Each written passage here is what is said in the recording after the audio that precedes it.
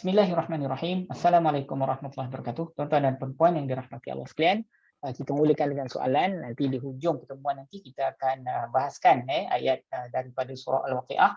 Kita ambil di mana kita berhenti hari itu. Kita sambunglah surah Al-Waqiah tersebut. Jadi kita jawab soalan-soalan daripada pelajar kita. So soalan yang pertama tuan-tuan berkenaan dengan teknik ataupun cara macam mana dia nak ingat perkataan-perkataan dalam bahasa Arab. Dia minta saya sharekan teknik ataupun cara saya mengingati vokabulari semasa saya mula-mula belajar. Ini soalan ni. Apa cara untuk menambah perbendaharaan kata dalam bahasa Arab? Soalan ni kan. Adakah dengan membaca buku bahasa Arab? Tolong share cara masa Ustaz mula-mula belajar dulu. Kita kena tengok tuan-tuan. Tuan-tuan ni belajar bahasa Arab untuk apa? Untuk perbualan ke untuk faham Al-Quran? Kalau tuan-tuan belajar untuk perbualan, yang tu tak lain tak bukan tuan-tuan kena tengok dalam buku-buku lah. Sebab kita kat sini orang Melayu, mana ada orang cakap Arab kat pasar kan. Jadi tuan-tuan kena tengok dalam buku-buku bahasa Arab, apa orang Arab cakap ikan, apa orang Arab cakap bulan, apa orang Arab cakap pembaris. Kalau di airport apa, macam tu lah. Dulu saya tak perlu pun sebab saya tak belajar di Malaysia. Di peringkat kedua tu saya dah tak belajar di Malaysia. Jadi untuk saya dapat vocabulary tu tak susah sebab semua orang guna bahasa Arab. Jadi kita dengar perkataan tu 2-3 kali dan kita dah ingat. So kalau untuk tuan-tuan yang untuk faham Al-Quran pun dah cukup lah sebab nak faham Quran. Tuan-tuan kalau cakap Arab pandai macam mana pun, nak beli burger takkan nak cakap Arab kan. Saya pun tak berbahasa Arab di semua tempat ni. Jumpa kawan-kawan tertentu je. Jadi saya kena pilih. Kadang kita kena ada kawan juga, tidak hilang bahasa Arab kita. Tapi kalau sekadar tuan-tuan untuk faham Al-Quran, cukup dengan vocabulary yang ada dekat dalam Al-Quran tu. Kita orang Melayu ni ada beberapa kelebihan Allah Ta'ala bagi. Yang pertama, tuan-tuan biasa sebut dah bahasa Arab. Perkataan dalam bahasa Arab. Dalam solat kita, tuan-tuan mengaji, tuan-tuan boleh baca dalam bahasa Arab tu kan. Itu yang advantage yang pertama. Lepas tu advantage yang kedua, bahasa Arab ni Allah ulang perkataan yang sama je. Tuan-tuan tengok dalam satu muka surat tu kadang-kadang perkataan yang sama diulang oleh Allah beberapa kali. Wah, tu jangan duk katalah harf jar tu bunyi banyak tuan-tuan diulangi oleh Allah dalam muka surat yang sama kan. Ulang.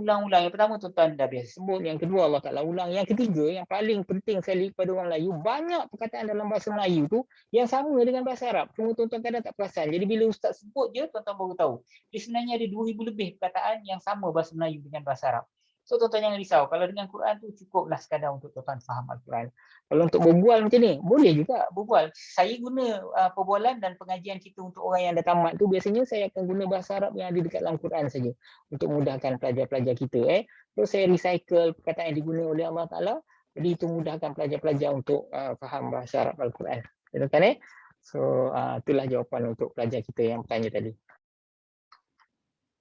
Baik, soalan yang kedua tuan-tuan Soalan yang berikut ni ialah berkenaan dengan mudhaf. Mudhaf ni termasuk dalam dua isim berpasangan. Jadi soalan ni pelajar ni tanya apakah baris asas sebenarnya untuk mudhaf tersebut. So tuan-tuan dengar, mudah-mudahan Allah pemudahkan tuan-tuan untuk faham apa maksud mudhaf. Baik, mudhaf ni dia salah satu komponen daripada dua isim berpasangan. Dua isim berpasangan ni, yang pertama ialah pasangan mudhaf dan mudhafun ilaih, yang kedua ialah pasangan zat dan sifat. Pasangan mudhaf mudhafun ilaih ni contohnya baju sekolah. Saya cuci baju sekolah. Baju sekolah tu mudhaf mudhafun ilaih. Kalau zat sifat ni contohnya baju cantik atau baju buruk ataupun baju besar atau baju kecil. Jadi itu pasangan zat dan sifat. Jadi dia tanya kalau mudhaf ni kalau baju sekolah, mudhaf ni baju lah. Jadi apa baris asas untuk mudhaf? Okey, tuan-tuan dengar So mudah-mudahan tuan-tuan faham Dua isim berpasangan tuan-tuan Dua isim berpasangan ni kadang-kadang dia merupakan pasangan mudhaf mudhafun ilaih seperti yang ditanya oleh pelajar ni. Yang kedua ialah pasangan zat dan sifat. Okey, dengar dulu apa beza dia tahu sebelum kita cerita pasal baris Okey. Kita bagi contoh baju sekolah tadi dengan baju cantik. Saya cuci baju sekolah. So baju sekolah tu ialah dua isim berpasangan, baju dengan sekolah tu. So baju tu mudhaf, sekolah tu mudhafun ilaih. Biasanya perkataan ni, kalimat yang kedua, isim yang kedua tu dua isim berpasangan tau. Baju pun isim, sekolah pun isim. Baju pun isim, cantik pun isim. Baju sekolah dengan baju cantik. Jadi isim yang kedua ni menjelaskan tentang isim yang pertama. Katalah mak tanya Ahmad, awak cuci baju apa? Mak, saya cuci baju sekolah. Jadi kalau tak tambah perkataan sekolah tu, mak dia tak dapat jawapan yang dia tanyakan. Kita kena tambah satu perkataan. Sebenarnya si Ahmad dia tak cuci sekolah, dia cuci baju. Tapi sekolah tu kena sebut dekat dalam ayat tu menjelaskan baju apa yang dicuci oleh si Ahmad itu. Sama macam baju cantik. Mak, Ahmad, awak cuci baju apa? Saya cuci baju cantik, mak. Jadi ada baju buruk, ada baju besar, ada baju lama. Bila cakap baju cantik, oh okey mak tahu awak cuci baju cantik. Jadi cantik tu kena ditambah dekat dalam ayat tu supaya mak dia tahu baju mana yang dicuci oleh Ahmad. Jadi itu sebab tu dua isim berpasangan ni kadang-kadang ada pasangan mudhafun ilaih, sandar menyandar saja, dia bukan zat dan sifat. Kalau macam baju cantik tu ialah pasangan zat dan sifat dia. Sifat dia cantik, zat dia baju. Sifat dia buruk, zat dia baju. Sifat dia besar, zat dia baju. Sifat dia kecil, zat dia baju. Jadi baju kecil, baju besar, itu zat sifat. Tapi kalau baju sekolah, baju Ahmad, baju mak, baju dia, baju kerja, baju sukan, itu semua pasangan sandar menyandar mudhafun ilaih. Jadi soalan pelajar ni ialah tang baju tu apa baris asas dia? Kalau kalimat isim yang kedua tu mungkin dia tahulah apa baris dia. Saya pun dah jelaskan dalam pengajian kita.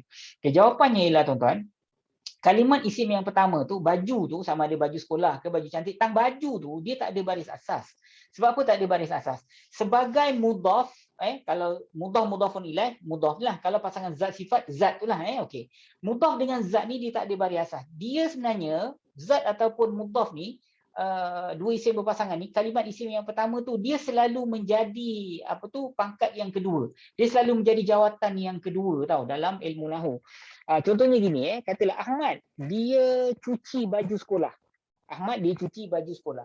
Jadi baju tu dia menjadi maf'ulun bih, yang kena cuci. Ahmad dia cuci. Itu fi'il dia, perbuatan dia. Yang mencuci tu si Ahmad. Jadi siapa yang kena cuci? Yang kena cuci baju. Jadi baju tu kita panggil dia maf'ulun bih. Jadi kalau maf'ulun bih, hujung dia kena baris atas. Jadi dekat situ Ahmad dia cuci baju al-sekolahi. Nampak? Tapi kalau sekiranya baju tu kita letak dekat pangkal pula contohnya, dia jadi mubtada. Baju sekolah itu cantik. Jadi kena baju al-sekolahi itu cantik. Jadi baju tu kena baju pula. Sebab apa? Kat situ dia jadi subjek, jadi mubtada. Yang pertama tadi dia jadi maf'ulun bih. Jadi maf'ulun bih kena baris atas. Tapi kalau masa dia jadi mubtada, dia kena baju gitu. Dia kena baju. Jadi kat situ jadi sebab tu dia punya baris kalimat baju tu dia akan berubah ikut kedudukan dia ataupun ikut pangkat dia yang pertama. Pangkat yang pertama mesti dia jadi mubtada. Yang kedua barulah menjadi mudhaf dengan mudhafun ilaih. Yang pertama mesti dia maf'ulun bih. Kemudian barulah pangkat yang kedua atau jawatan yang kedua tu jadi mudhaf dan mudhafun ilaih. Contoh yang mudah tuan-tuan katalah tuan-tuan ni jadi guru besar. Jadi guru besar katalah dekat sekolah tu sekolah besar. Jadi tuan-tuan jadi guru besar dapat sebuah kereta contohnya. Tapi dalam masa yang sama tuan-tuan jadi guru matematik juga contohnya kan. Jadi sebagai guru besar tuan-tuan dapat kereta, tapi sebagai guru matematik tuan-tuan tak dapat kereta. Jadi kalau ada ustaz lain atau cikgu lain kata, ustaz kenapa ustaz dapat kereta? Ustaz pun guru matematik, saya pun guru matematik juga kata dia. So jawapan saya lah, tak, saya sebagai guru matematik saya tak dapat kereta. Tapi saya dapat kereta sebab jawatan saya yang pertama. Apa dia? Guru besar. Jadi sebab saya jadi guru besar tu yang saya dapat pangkat tu. Sama lah macam tu. Sebagai mudhafun ilaih dia tak ada pangkat. Mudhaf dia tak ada pangkat. Mudhafun ilaih dia. Sebagai mudhaf dia tak ada pangkat. Tapi sebagai maf'ulun bih dia ada pangkat baris atas. Dia ada pangkat mansub. Sebagai mudhaf dia ada baris asas dia. Baris apa? Baris dia baris depan ataupun pangkat dia marfu'. Macam tu.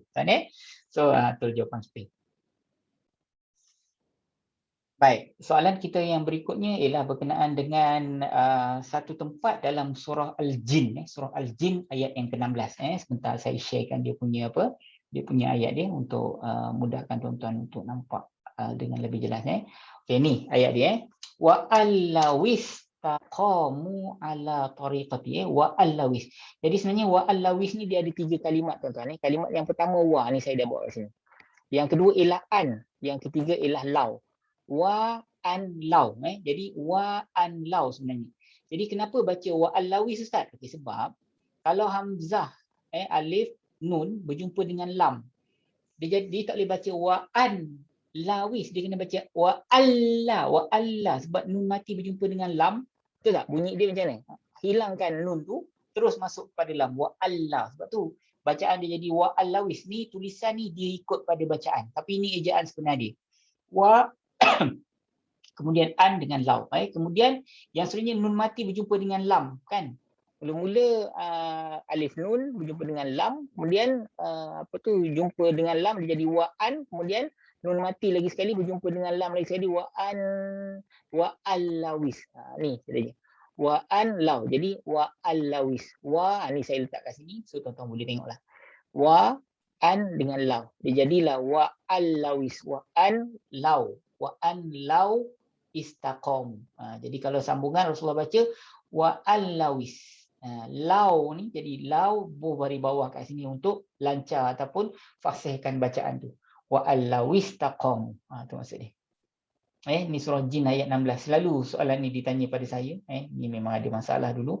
Kalau siapa-siapa yang ada kesilapan dalam cetakan Kamus Al-Furqan yang lama, ni betulkan balik ni yang sebenar.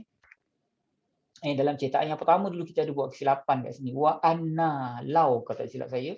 Tapi kita dah betulkan dalam cetakan berikutnya. Kalau sesiapa yang kebetulan ada cetakan yang pertama mula-mula dulu, tengok ni. Ni yang sebenar. Kalau ada selain daripada ni, tolong betulkan.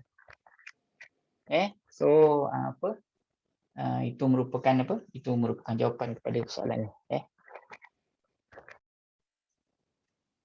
Baik, soalan berikutnya tuan-tuan. Pelajar ni tanya dengan kita, apa ni kalau kita belajar guna bahasa Arab Al-Furqan ni, bila dah habis bolehkah kita baca Al-Quran yang tak ada terjemahan?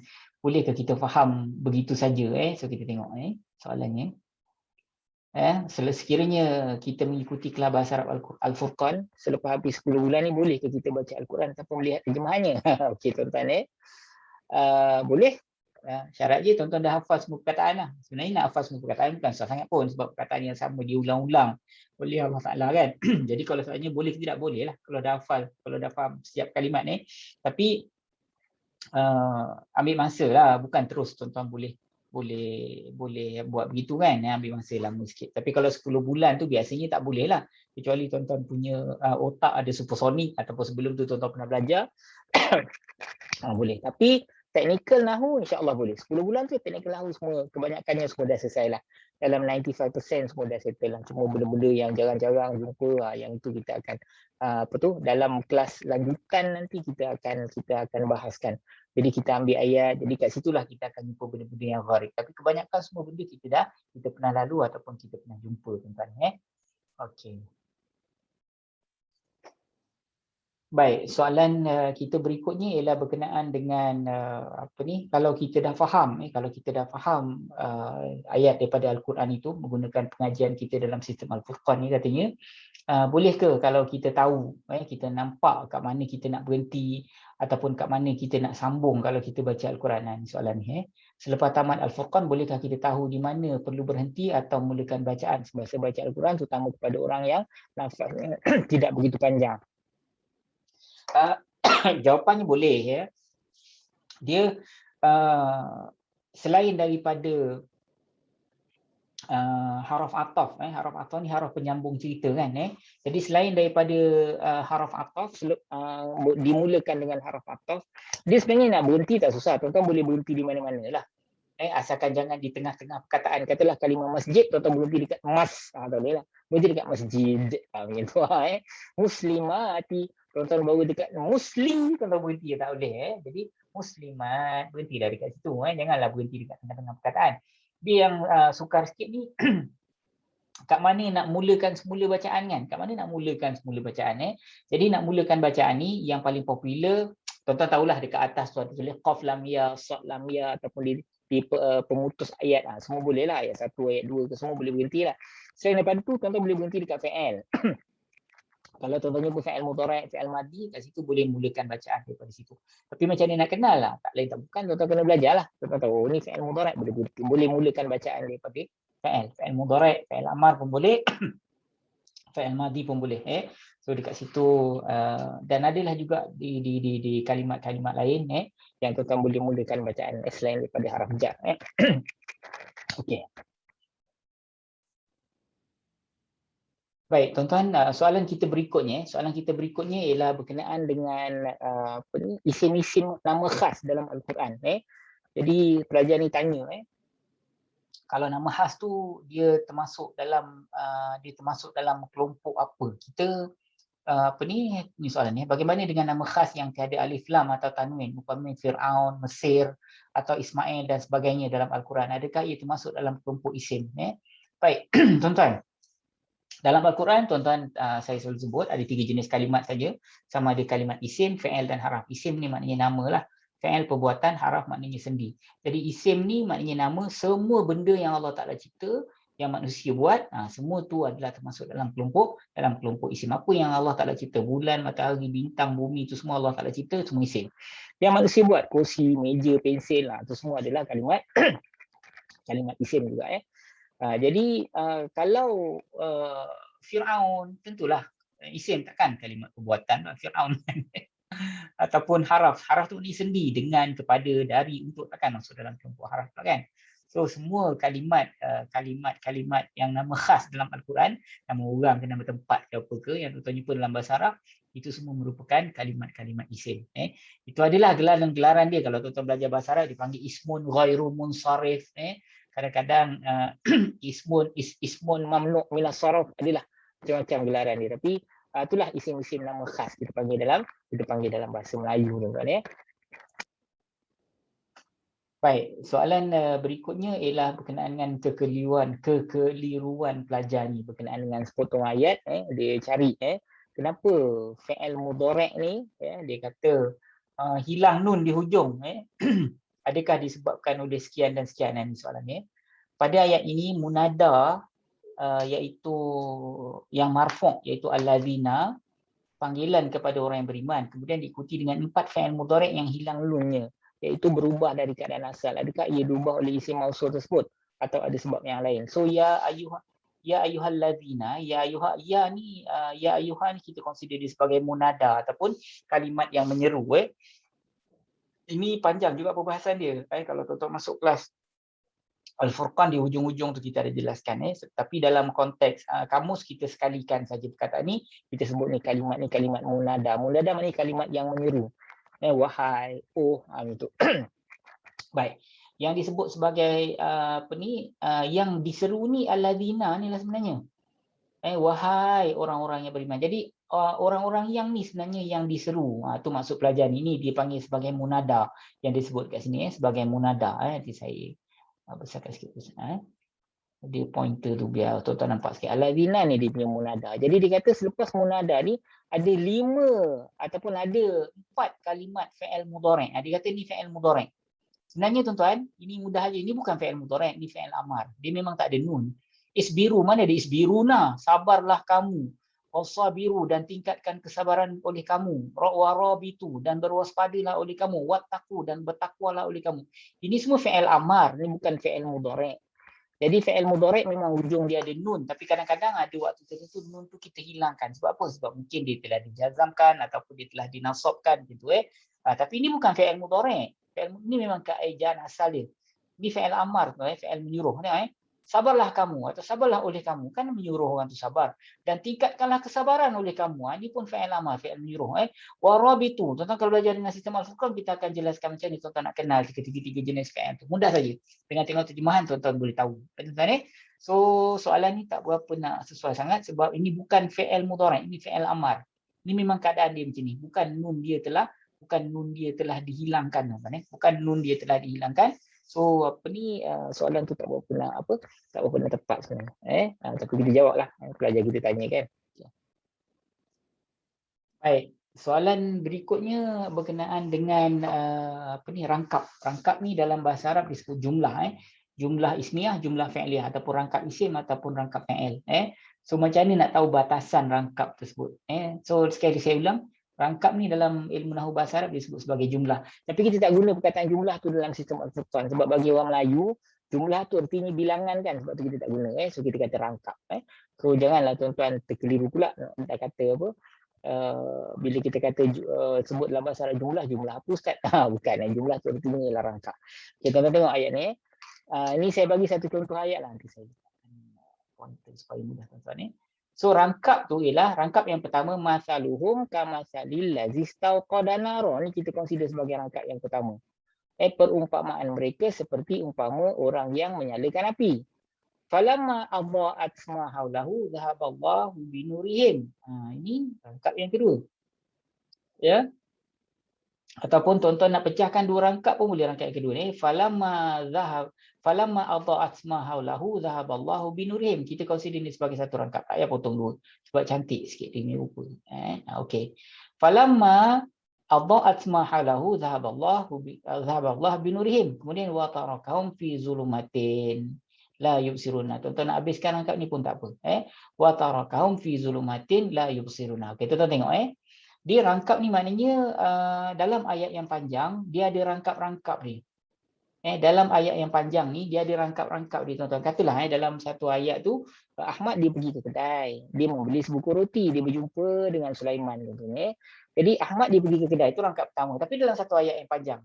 Quran biasanya dia macam tu, dia panjang ayat dia. Especially surah awal-awal, surah Baqarah ni. Tapi dalam ayat yang panjang tu dia rangkap-rangkapkan. Sebab tu kadang-kadang tuan-tuan nampak kita boleh berhenti dekat tulisan sad lam ya lah, qaf lam ya lah. Kadang-kadang ada lam alif tu boleh berhenti kan. Jadi itu ialah rangkap yang confirm lah. Tapi ada juga rangkap-rangkap yang tak ada tulis sad lam ya, qaf lam ya, tapi boleh berhenti kat situ. Kita panggil rangkap.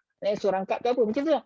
Ahmad dia pergi ke kedai, itu rangkap pertama. Dalam ayat, satu ayat yang panjang Ahmad dia pergi ke kedai. Dia membeli sebuku roti. Itu rangkap kedua.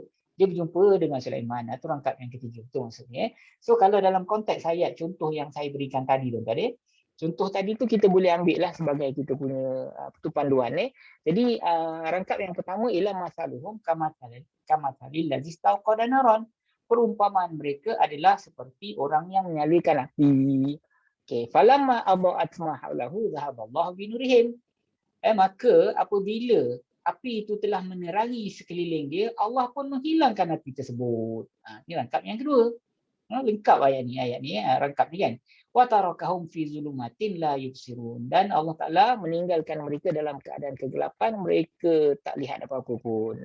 So tu maksud rangkap, faham kan? Tapi kat sini tak ada ni qaf lam ya ke sad lam ya, mana ada. Tapi dia merupakan rangkap. Tak semestinya ada, tak semestinya ada. Kalau tak ada pun kita boleh berhenti, tapi syarat dia kita kena faham. Jadi kalau ditanya di mana batasan rangkap dia, jadi tuan-tuan kena belajar dulu sampai tuan-tuan faham. Lepas faham baru tuan-tuan boleh potong. Habis kalau masa baca Quran macam mana nak potong Ustaz? Kalau tuan-tuan dah cekap, boleh je, cepat je. Tapi kalau sebelum cekap tu, kena cekapkan dululah, barulah tuan-tuan boleh. So kalau macam ustaz-ustaz yang dia tak ada masalah bahasa Arab, dia tahu kat mana dia boleh berhenti. Dan sebenarnya masa saya ambil sanad baca Quran dulu pun, bukanlah nak tunjukkan saya ada sanad baca Quran, tapi nak cerita dekat tuan-tuan yang betapa bolehnya benda tu. Jadi syekh saya, dia tak kisah pun. Masaluhum kamathalil ladzi istauqada nara. Kemudian falamma adha'at. Saya terus sambung dekat falamma. Saya tak ada ambil balik dia alladzi istauqada naran falamma, tak ada. Dekat sini boleh. Jadi nak tunjukkan yang bolehnya benda itulah. Sebab tu saya ceritakan, sebab sanad ni kena ambil daripada Rasulullah sampai ke Rasulullah. Jadi bila saya buat macam tu, benda tu tidak menjadi satu kesalahan lah kepada pembacaan. So bagi saya boleh lah. So kalau tuan-tuan nak buat benda yang sama, tuan-tuan bolehlah berpandukan daripada syekh saya lah. Apa-apa pun kita serahlah kepada Allah Ta'ala. Mudah-mudahan kalau kesilapan, kita mohon Allah ampunkan kita. Dari sudut makna dan nahu, bagi saya yang adalah ilmu sikit-sikit ni, saya tak nampak ada kesalahan di situ. So kalau ada ustaz-ustaz yang tak setuju pun, bolehlah, tak ada masalah. Itu pandangan saya saja. Berpandukan daripada apa yang pengalaman saya masa saya ambil sanad tu je. Okey. Baik, soalan kita berikutnya, saya sertakan ayat juga nanti kejap lagi. Daripada surah Al-Baqarah ayat yang ke-86, dia tanya kita macam mana kalimat tu boleh dapat baris atas. Jadi baris atas ni tuan-tuan, biasanya kerana dia sedang berpangkat mansub, itu maksud dia. So soalannya ialah kenapa al-hayata mansub ni? Al-hayata mansub, soalan dia. Kemudian adakah al-hayata dunia dua isim berpasangan? Jika benar, apakah pasangan tersebut ni? Al-hayata dunia ni, adakah ni dua isim termasuk dalam kelompok dua isim berpasangan? Okey, jawapannya tuan-tuan, al-hayata ni dia dapat pangkat baris atas ni, berpangkat mansub dengan baris atas ialah kerana dia merupakan maf'ulun bih. Apa maf'ulun bih? Maf'ulun bih ni maknanya yang kena buat, yang kena buat. Perbuatannya apa? Mereka membeli. Yang kena beli apa? Kehidupan dunia ni yang kena beli, nampak? So mereka membeli kehidupan dunia dengan menjual akhirat, tu maksud dia. Jadi al-hayata ni dia berpangkat mansub kerana dia maf'ulun bih. Maf'ulun bih. Kalau tuan-tuan tengok maf'ulun bih ni, dia dekat sini, dia menjadi penyebab. Tengok sini. Ni. Penyebab mansub antaranya ialah maf'ulun bih. Tengok penyebab mansub. Ni nombor 3 nampak ni. Maf'ulun bih. Nanti saya besarkan. Baik. Kalau tuan-tuan download kamu Al-Furqan ni punya diagram, tuan-tuan akan nampak. Penyebab mansub ialah salah satu daripadanya maf'ulun bih, kerana dia yang kena buat. Okey, dia kena apa tadi tuan-tuan? Dia kena apa tadi? Dia kena apa kita panggil? Dia kena buat. Mana dia ayat? Ni dia kan. Okey. Al-hayata dunia. Dia kena apa? Dia kena beli atau dia kena diperdagangkan. Okey, soalan kedua, al-hayata dunia ni dua isim berpasangan ke? Yes, dia dua isim berpasangan. Okey, kalau dia dua isim berpasangan, dia pasangan mudhaf mudhafun ilaih ke pasangan zat sifat? Kalau ikut secara teknikal dia merupakan pasangan zat dan sifat. Sebab apa? Dua-dua ada alif lam dan dua-dua sedang berpangkat mansub. Itu maksud dia. Kita tuan dua-dua apa tu ada. Dia kalau zat sifat ni kalau satu ada alif lam, dua-dua ada alif lam. Kalau satu ada tanwin, dua-dua ada tanwin. Itu dia punya apa karakter pasangan zat dan sifat. Tapi mudhaf mudhafun ilaih tak. Mudhaf tak boleh ada alif lam. Tapi mudhafun ilaih boleh ada alif lam, boleh ada tanwin. Kena pilih salah satu. Tapi apa-apa hal pun mudhaf tak boleh ada alif lam. Tengok sekali imbas pun memang dah tahu itu pasangan, itu adalah pasangan apa zat dan sifat, ataupun sistem lama dia panggil mausuf dan sifat. Macam tu. Baik, soalan yang berikutnya ialah berkenaan dengan pelajar ni tanya, kenapa dalam terjemahan dalam kamus Al-Furqan tu kadang-kadang ada perkataan di, kemudian ada bawah. Di bawah dia ada garis. Di, kemudian bawah di tu ada garis. Kenapa banyak perkataan saya jumpa begitu? Ini saya ada bawakan satu ayat, salah satu daripada ayat. So kita tengok mudah sikit kalau ada ayat kan. Ni antaranya. Ni ayat ni pun pelajar ni sebenarnya yang dia ambil sebagai contoh. Kat sini ada unzila kan, kemudian ia telah diturunkan. Tengok ni. Ia telah diturunkan. Ia telah diturunkan, kemudian unzila ini pun ia telah diturunkan. Kenapa? Ni utia ia telah diberikan. Kemudian utia ni pun ia telah diberi. Ni di dia apa? Okey, sebenarnya tuan-tuan, kalau ada di ni menunjukkan dia memang kena kalimat fa'il lah. Dia kena kalimat fa'il lah. Dan fa'il ni kita panggil dia fa'il majhul tau. Fa'il majhul ni maknanya ganti nama diri yang ada dekat dalam tu bukan yang melakukan perbuatan. Sebaliknya dia yang kalau tengok dari segi makna dia yang kena buat lah. Contohnya apa? Contohnya macam Ahmad dia memukul. Tu fa'il biasa. Itu fa'il biasa. Sebab dia memukul, dia tu yang melakukan perbuatan memukul tu. Tapi kalau Ahmad dia dipukul. Jadi sekarang ni dia tu bukan yang buat kerja pukul orang. Ahmad dia dipukul. Dia tu yang kena bedal, nampak? Jadi itu kita panggil fa'il majhul. Aminah dia dilihat. Jadi Aminah tu bukan yang buat kerja melihat. Aminah tu dia yang dilihat oleh orang lain. Tapi kalau Aminah dia melihat bulan contohnya. Jadi Aminah tu yang buat kerja melihat. Itu fa'il biasa. Kalau yang ada di ni dia fa'il majhul dia panggil. Fa'il majhul. Apa makna majhul? Tuan-tuan masuk kelas nanti kita jelaskan. Maknanya tidak disebutkan siapa pelaku dia. Sebaliknya ganti nama diri dekat dalam perbuatan tu dia yang kena buat. Dia yang kena buat. Kalau kita tengok dalam konteks ayat yang kita bawa kat sini ada perkataan unzila, unzila. Ia telah diturunkan. Jadi kalau ia telah diturunkan tuan-tuan, ia telah diturunkan, bukan ia ni yang kerja turunkan orang lain. Ia ni sebenarnya yang diturunkan oleh orang lain maksudnya. Utia, ia telah diberikan Musa. Musa ni bukan ia ni telah diberikan, ia ni Musa tau. Bukan Musa ni yang buat kerja bagi pada orang lain tau. Musa ni yang mendapat sesuatu. Dia telah diberi sesuatu. Itu maksud dia. Tuan-tuan So tu maksud kalau sekiranya tuan-tuan nampak ada kalimat fa'il yang bawah dia ada di garis. Fa'il je dalam tu. Dalam kalimat fa'il je ada fa'il mudhari' dan fa'il madhi je. Fa'il amar pun tak ada di tu So itu kita panggil fa'il yang majhul, artinya ganti nama diri dekat dalam tu bukan yang melakukan perbuatan. Sebaliknya kalau dari segi makna dia merupakan orang yang kena buat. Yang kena buat tu maksud dia. Baik, tuan-tuan dan puan-puan yang dirahmati Allah sekalian, sampailah kita pada ayat yang kita bahaskan hari ini. Kita akan sambung surah Waqiah kita. Kita akan sambung surah Waqiah. Hari ini kita masuk ayat yang seterusnya, iaitu ayat yang ketiga. Ayat yang keempat kita tengok sempat ke tidak kita bahaskan hari ini.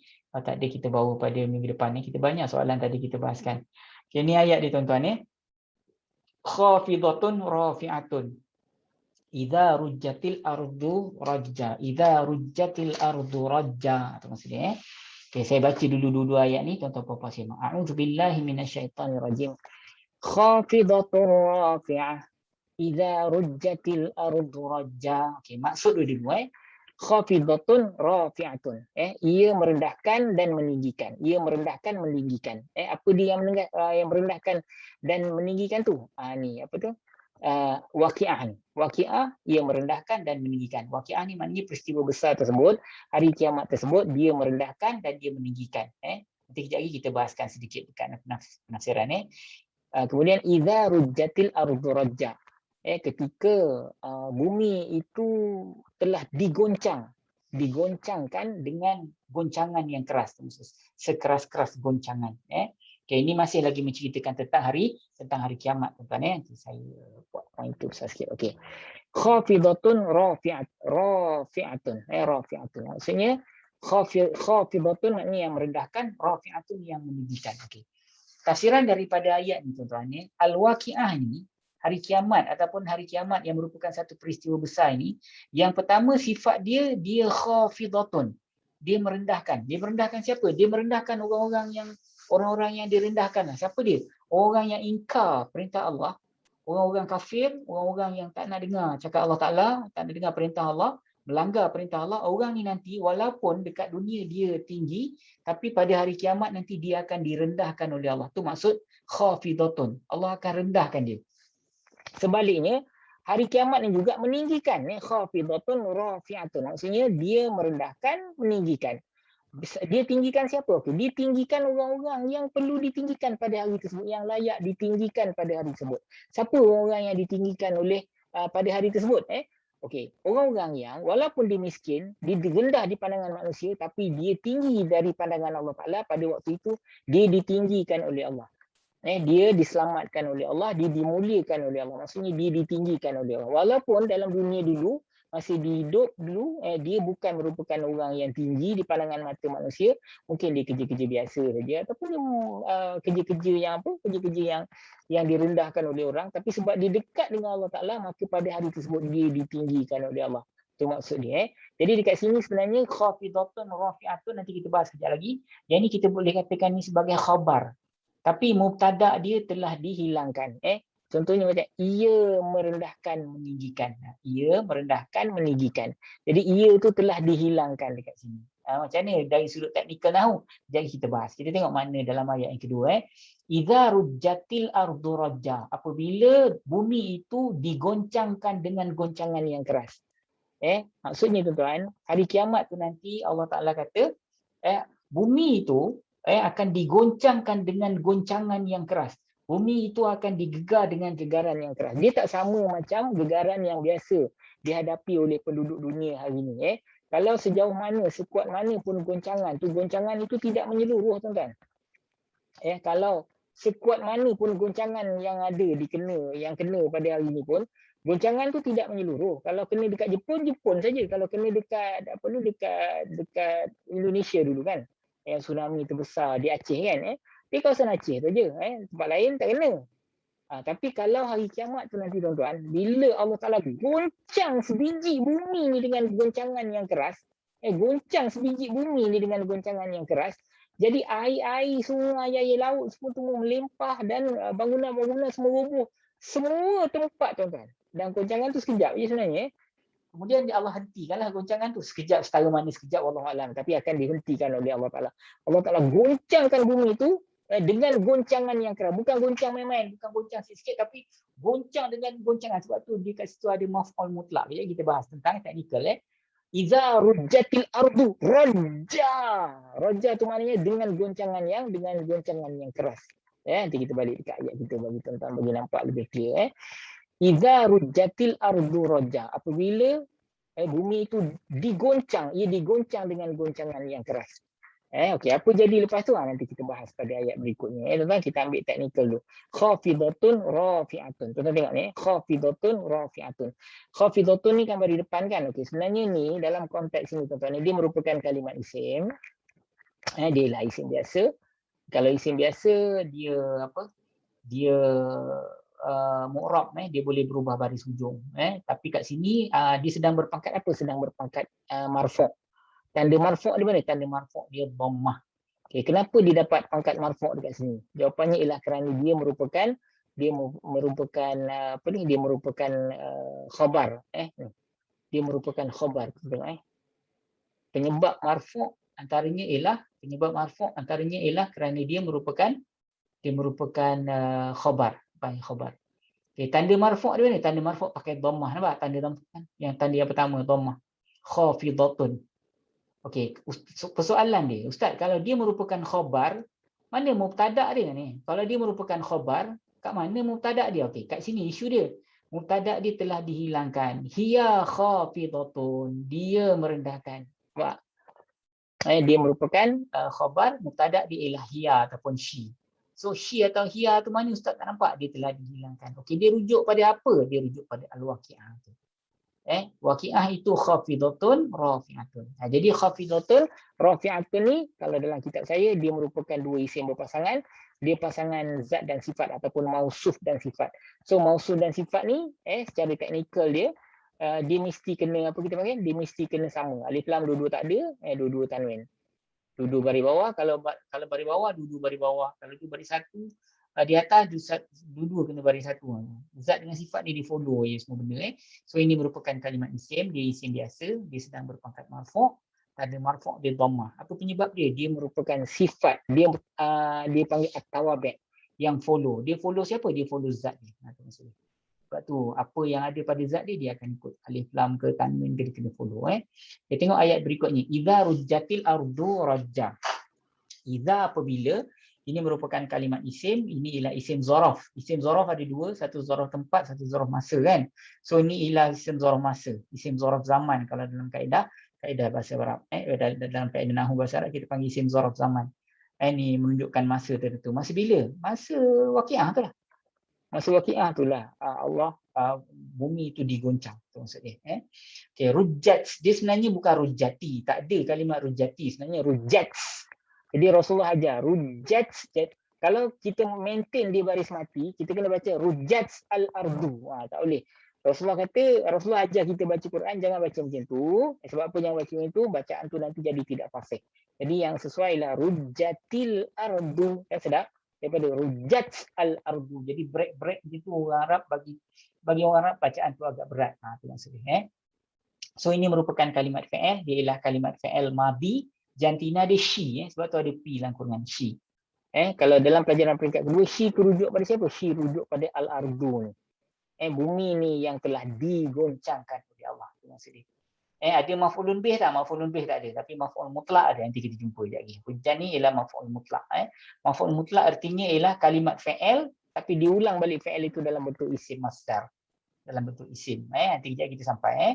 Okey, al-ardu. Ini merupakan kalimat isim, dia isim biasa. Isim biasa dia mu'rab, dia sedang berpangkat marfu', tanda marfu' dia ialah dhammah. Penyebab marfu' ialah dia merupakan fa'il ataupun ini isim fa'il yang majhul kan, dia merupakan pelaku tapi timbalan lah. Timbalan pelaku ataupun naib fa'il kepada rujjat ni. Apa dia naib fa'il? Tuan-tuan masuk kelas nanti saya akan jelaskan. Ini merupakan naib fa'il kepada rujjat sini. Okey, sebab tu dia dapat pangkat marfu'. Naib fa'il memang baris asas dia dia marfu' baris depan marfu'. Ini naib fa'il lah ni timbalan pelaku nombor 6 naib fa'il. Sebab tu dia dapat pangkat marfu' tuan. Okey. Rajjan ni kan saya kata tadi ini maf'ul tapi maf'ul mutlak. Apa makna maf'ul mutlak? Maf'ul mutlak maknanya ulang balik kalimat fa'il. Rujjat ni kan fa'il tadi kan. Ulang balik. Dia makan semakan-makannya. Dia tidur setidur-tidurnya. Dia digoncang dengan segoncang-goncangnya. Ataupun goncangan yang sekeras-kerasnya. Jadi ulang balik kalimat goncang ni dengan dengan goncang tapi dalam bentuk isim. Kita panggil isim masdar. Jadi itu kita panggil dia maf'ul mutlak. Jadi maf'ul mutlak ni dia termasuk dimansub kan? Dimansub, ada tak maf'ul mutlak kat sini? Sebentar ya, saya besarkan. Maf'ul mutlak ada kat sini. Tuan-tuan. Tengok ni. Ni penyebab mansub penyebab kalimat isim dapat baris atas. Maf'ul mutlak nombor 4 nampak. Nombor 4. Jadi sebab tu dia dapat pangkat mansub kerana dia merupakan maf'ul mutlak. So okey tuan-tuan, terima kasih atas perhatian. Seperti biasa, tuan-tuan tolong kita orang nak bayar macam-macam iklan. Jadi tuan-tuan tolonglah bantu kita, dan sumbangan tuan-tuan pada pertubuhan sebenarnya adalah khusus untuk pembayaran kepada iklan-iklan tersebut, dan hanya kita gunakan pada pembangunan bahasa Arab Al-Quran dan tidak digunakan untuk tujuan yang lain. Terutamanya kita nak bayar gaji semua, kita tak pakai duit ni. Khas untuk bantu kami untuk kembangkan sistem Al-Furqan ataupun kembangkan sistem bahasa Arab supaya lebih ramai orang faham bahasa Arab Al-Quran.